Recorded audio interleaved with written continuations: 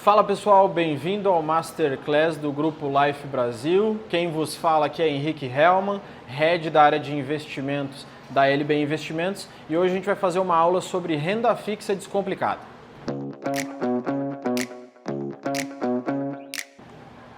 A gente vai começar a falar sobre esse assunto com essa seguinte frase que deve estar aparecendo para vocês aí. Investir em renda fixa é, na prática, emprestar o dinheiro para alguém em troca de uma rentabilidade, em troca de juros, tá? Então, qual que é o papel das instituições financeiras nesse momento? Elas recebem o dinheiro do cliente, do investidor, e emprestam para alguém para alguma finalidade. E existe algumas maneiras de fazer isso. Hoje no Brasil a maneira legalizada é através de bancos, tesouro e empresas. E dentro das plataformas ali de corretoras, existem alguns tipos de renda fixa existentes. Vamos começar pelo considerado mais seguro, que é o governo. Vamos começar até ao contrário da sequência que está aparecendo. O governo, ele tem opções de investimento de curto, médio e longo prazo, e algumas taxas disponíveis. Os títulos do governo são conhecidos como Tesouro Direto ou títulos públicos. Como que a gente faz para investir? A gente aplica o dinheiro no investimento, vamos falar do Tesouro Selic, por exemplo, que é muito conhecido. O governo recebe esse dinheiro e o governo usa ele para diversas finalidades. Em outras palavras, a gente está emprestando dinheiro para o governo nos paga os juros e o governo pode fazer algumas coisas com esse dinheiro. Tá? Por que ele é considerado mais seguro? Porque ele é a última linha, a última instância de segurança. Se der algum problema com o governo, provavelmente já deu problema com empresas antes e depois bancos. Tá? A poupança, por exemplo, há muitos anos atrás, era o único investimento disponível atrelado ao governo. Depois foi criado o Tesouro Direto para o governo conseguir se financiar de alguma maneira diferente. Um exemplo aí de rentabilidade seria um título pré-fixado do Tesouro Direto rendendo 13,33 ao ano, por exemplo. A segunda maneira de emprestar dinheiro e receber juros, que é considerada também muito segura, é através de vias bancárias, investimentos bancarizados.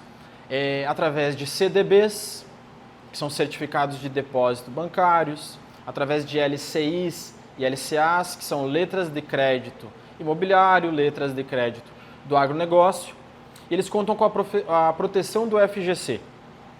Para quem não sabe, o FGC é o Fundo Garantidor de Crédito, e tem alguns limites, a gente vai falar um pouquinho nisso depois. Mas vamos lá.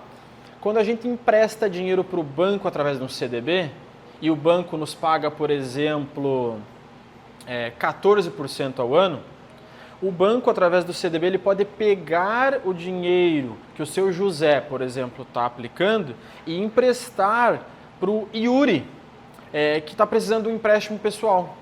Hoje no Brasil, se a gente tem um CDB, por exemplo, de 14% ao ano, a gente empresta, faz esse empréstimo pessoal na ordem de 30% a 40% ao ano. Então o banco te paga 14% e fica com esses 30% de diferença, digamos. O banco faz essa intermediação. Tá? Existem outras duas opções nessa questão de bancarização, que é uma sopa de letrinhas que já é bem conhecida, LCI e LCA, que tem a ver com o mercado imobiliário e agro. Então é um jeito de emprestar dinheiro para o banco, mas com a finalidade imobiliária e do agronegócio. Então, para a pessoa física, é muito interessante esse tipo de investimento, porque além de contar com a proteção do FGC, né, ser muito seguro, você está fomentando o mercado imobiliário do agronegócio. E aí você recebe isenção de imposto de renda. E além do mais, os empreendedores para os quais o banco empresta esse dinheiro lá na frente, seja o agricultor ou o construtor, eles também têm uma taxa de empréstimo reduzida, que é bem mais baixa do que a do empréstimo pessoal, por exemplo, porque tem uma finalidade econômica e social, vai gerar emprego, vai gerar renda, vai desenvolver a região, a sociedade, vai promover efeitos colaterais muito bons para o país. Por isso que ele é subsidiado, digamos assim. E existe a última possibilidade, por exemplo, de emprestar dinheiro diretamente para as empresas, que seriam através de nomes conhecidos chamados debêntures, CRIs e CRAs. Eles não contam com a proteção do FGC, por isso que eles são considerados menos seguros e por isso eles também pagam um pouco mais do que os títulos bancarizados, por não contar com essa proteção. Apesar de ter outras garantias envolvidas, a gente pode falar um pouco disso em outro momento.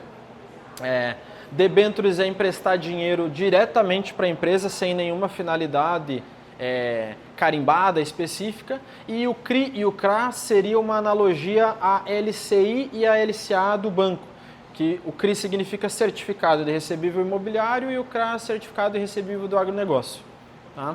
Hoje um exemplo de rentabilidade de um CRI, de um CRA que a gente tem disponível em 16 de janeiro de 2026, IPCA mais 11, isento de imposto de renda, por exemplo, uma taxa extremamente alta. Tá?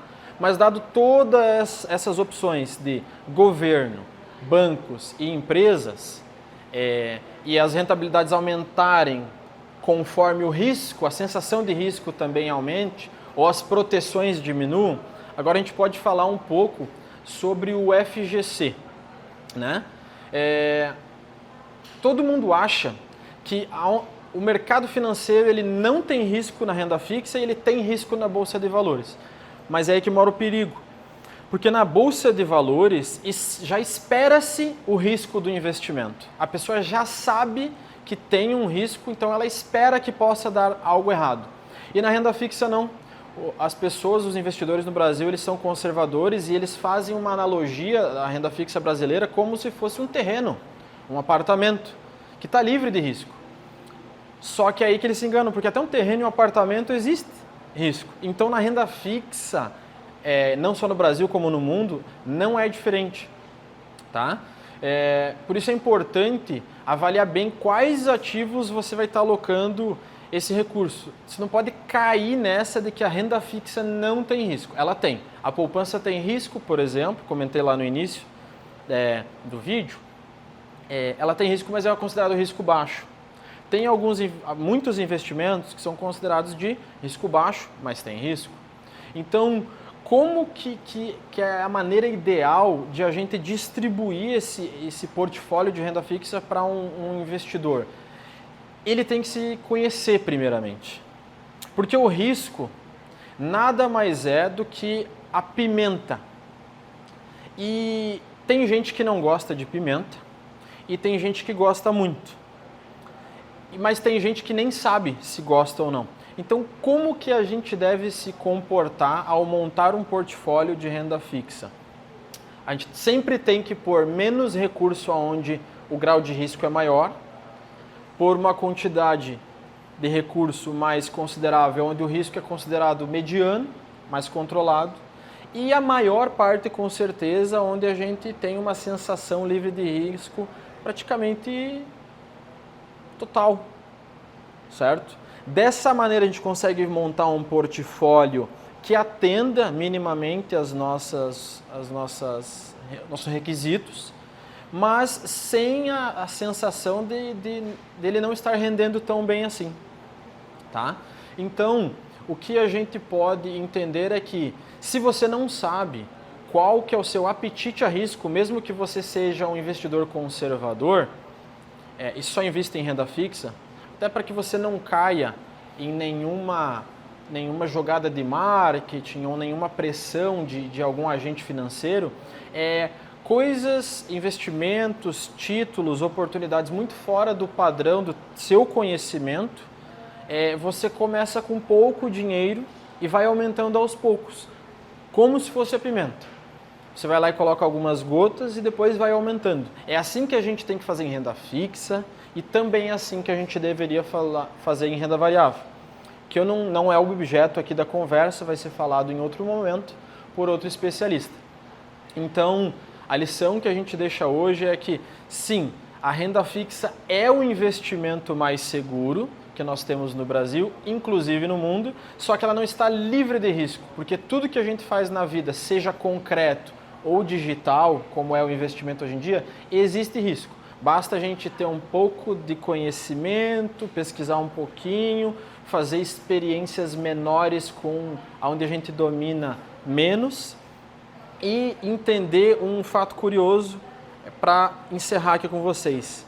Existem empresas que não têm proteção do FGC, as aplicações, mas elas provêm menos risco do que um banco, por exemplo, ofertando a mesma aplicação para o mesmo prazo.